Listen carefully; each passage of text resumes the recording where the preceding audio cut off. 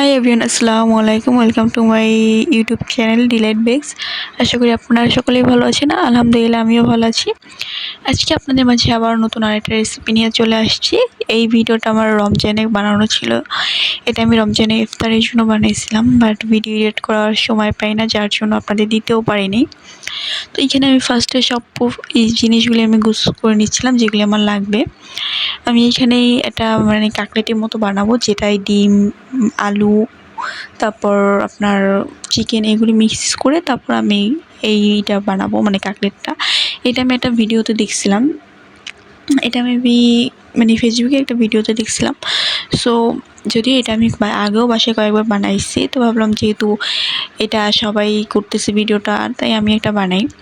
তো এখানে ফার্স্টে আমি উপকরণ হিসেবে এইখানে নিছিলাম আপনার পুদিনা পাতা, তারপর পেঁয়াজ বেরেস্তা, তারপর